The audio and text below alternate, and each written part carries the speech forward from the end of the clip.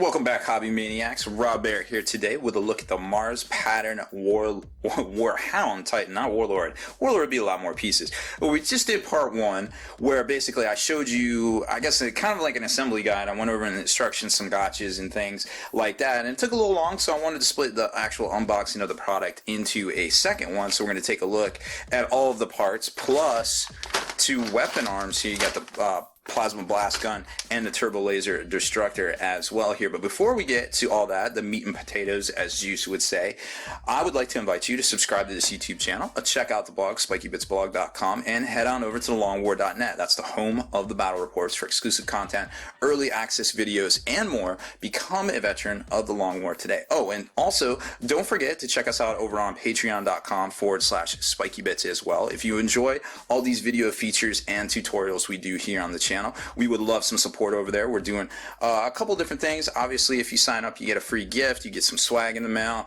and then depending on how much you're willing to support, if anything, we welcome everyone and anyone to support us in any way they find comfortable or financially responsible for them. Obviously, we don't want to take away from your eating funds or your drinking funds or your rent funds or anything like that, but we got a lot going on here, and your support does help make it easier and give us time and resources, additional resources to do a lot of the stuff we do here. So hopefully you will see an increase in quality and quantity of our video features over the next 6 months or so, because of the support we're getting over on Patreon. So definitely please check that out, and if you are in a position to support us, hey, we would love it. Thank you so much. So let's get to the meat and potatoes of all of this. Now, first off, this kit actually belongs to Kyle Carry-On. He is actually stationed overseas right now. He's in the U.S. military. Thank you so much for your service, dude.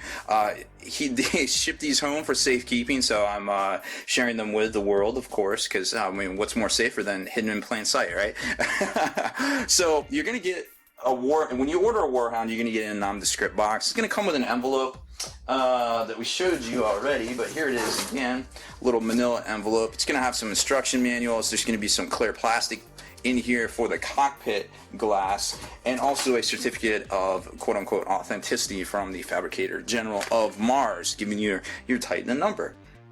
Not a name, just a number. You got to do that yourself. Check your English to Latin dictionaries. Then it's going to come with all sorts of parts. Definitely check the last video we did of basically where all those parts go. I mean, this is a whole bag of pistons. Pistons are the devil. You will hate pistons. You will also need a third arm to help you assemble this Titan. If you do not have a third arm, I suggest you find one. They are very difficult to put together by yourself, but check out that last video. I give you some definitely some help and some pointers there as well. So it's going to come in a whole bunch of different basically baggies, from the piston baggie to the general parts baggie to the armor plate baggie to more general parts and hatches baggie. You got start getting into your actual assemblies, your fuselages, and then of course just the top of the Titan there as well. So we're going to blow through it, kind of show you a lot what we can show you in the time we have today. This is just all one piece. It's very straightforward. It's just basically, there's your top piece. It should be pretty flush. This can fan out a little bit. If not, you're going to have to apply a heat gun, or use the water, heat up some water and bend it. There's your power cables for your Titan weapons as well. I have a little thing I do with a Cat 5 cable, Category 5. That's your basically how you get internet cable. That stuff, check that out in the last video for how all that works. Now, here's some of the parts. We'll zoom in a little bit here. So you've got your hip joint. This is all very well done, very well detailed. You got nice little nubs and things like that. None of the stuff was designed on a computer. This is all done by hand back in the day, and there's part of your top leg assembly, lower leg assembly, and then you start getting into other parts like actually, I forget what this is. Oh, this is part of your toe. There's the throne with the princeps. Here's some of your toes right here, so you can kind of see how that starts happening right there. You start inserting pistons and things to give it extra strength. Then you got your ball joints right here that are actually this is your thigh, where that basically goes together, and then you start attaching your pistons there's going to be pistons here that actually lock onto the piece here, your kind of like your waist or your groin kind of area there. And that's pretty much all. Oh, here's the leg pistons. Now hidden, where is it? Right here is going to be a spot for some leg pistons right there. So that's pretty much all this bag looks like. Larger leg assemblies and some of the other bigger. Now there will be a throne too that doesn't have the princeps on it. Then we get into this bag right here, which is your larger components like your plasma reactor, some of the fuselage areas that are going to make the assembly for the inside. This right here is your groin area where your side legs, this is your hip joints right here, and then there's all the little piston kind of attachment points, I guess, right there. So always make sure that isn't busted. Here's the bottom piece. This actually is the plasma reactor, and this locks on to this piece right here once you shave it off, and that starts to form the top of your Titan. The plate for the roof of your interior, and there's the armor plate for the head, and here's the actual head itself. And then you got some of your wings. I call them wings, where the servitors go, where the arms actually lock into here, which is going to go, well, we don't have the piece yet, I guess it's in a different bag. And then this here is your fuselage, your interior fuselage piece, which is going to go right there, and that's all that's in this bag. Another bag coming right up.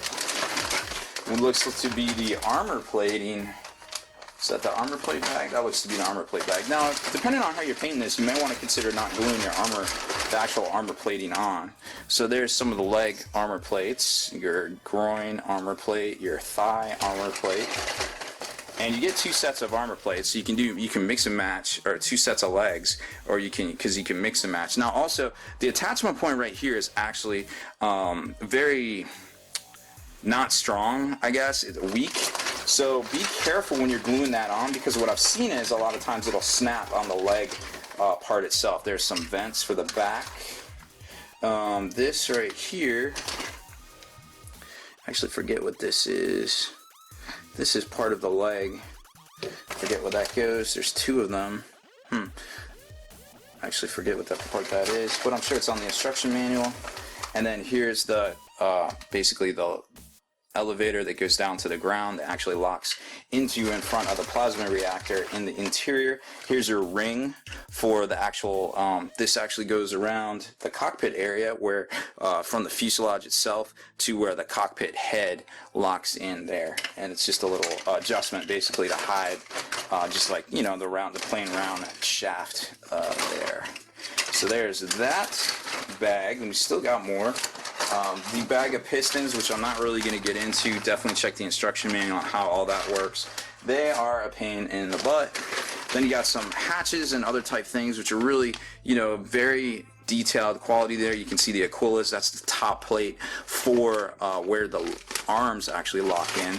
More pistons, you got your void shield generators, just some mechanicum symbols. These are actually where the wiring for the weapons are supposed to slot in on the back of the weapons, which I'll show you here in a second. Those are the hatches that go over the servitor chamber, and you know, it's all very, very well done for sculpting it by hand back in the day in the early 2000s. This is very high quality work here, I feel like, you know.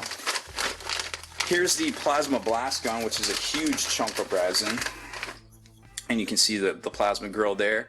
Right here is where the little power nubs, the power sources right there, are going to lock into. And then underneath, or on the back here where you actually shave down the flash, is where those power couplers go. So you want to make sure you do a good job here, but you don't have to, you know, kind of shave it off. You don't have to go too flush with it because it's going to get covered up, so you don't have to worry about that. And then on this one, here's the plasma blast gun, and this component is actually used, this barrel is actually used for a lot of different kits, even the Warlord Titan itself, so you're going to see that more often if you pick up some more of these Titans. And then right here is the back of the plasma, or excuse me, the turbo laser, and the little nubs from the barrels lock in right there. This is the slot up to the arm, and then right here is where the power cables go, and then this is just kind of open right here, so you do want to shave this one off pretty good. Now every time you buy an arm, you're going to get an extra weapon, you're going to get an extra arm socket kind of thing here. And there's two different, they tell you which one's the top, and there's two different schools of thought here on how you want to attach these. If you want to shave it down and get a magnet that's about, you're talking over a ½ an inch, which would be super powerful. You want to be super careful with that. You're probably going to have to put some plastic card on it to keep it from smashing against and breaking the other magnet. But another good alternative too is to get a 3/8 inch dowel, drill it out, use a wooden dowel to connect it to the top as well. And what that's going to do is, you don't have to drill it the exact diameter, because theoretically wood, it expands and contracts depending on the ambient moisture and temperature and all sorts of different other science and stuff. But basically what that does is it gives you play. Like it's not a specific tolerance, so it should, in theory, if you should be able to cram it down into it by drilling. If you got a 3/8 inch dowel and a 3/8 inch drill bit, it should interface just fine. And they should also, once you drill it into there and get it attached, it should be able to attach into a 3/8 inch hole at the top and hold the weight of the actual arm itself. And I would glue that part into the actual arm, the Titan weapon arm. And last but not least is the fuselage sections themselves, which are right here. Here's the middle section, and I just showed you where that little elevator piece, that's right there. The fuselage door, the bulkhead door goes right there. I mean, look at that detail. That was all done without computers. I know there was a time without computers, but it's kind of cool to see, them still, holding true and doing good work back in the day. So this, and then you've got the top piece here, which goes in which actually this locks into here like that. And this is why I was very, giving you a stern warning about make sure that this stuff is all square, because it has to all be square to lock together.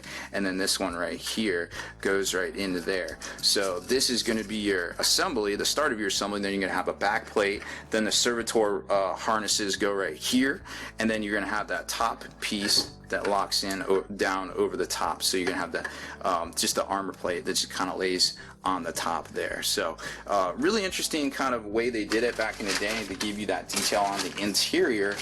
Very forward thinking for the time, I feel like. Even the the new Warlord Titan doesn't even have that, which is it's just basically hollow on the inside, just basically because it would just be too heavy. You know what I mean? Like that thing is the size of a small child and costs a used car. So I could see where they wouldn't want to use as much material and get their money's worth from the consumer to the actual manufacturer itself. So that was part 2 of unboxing the Warlord Titan. We actually got to the unboxing itself. Thanks for hanging in there with me. Hopefully we all learned something today, and hopefully it helps you with your Titan, or deciding to pick one up from forgeworld.com. Thanks for watching.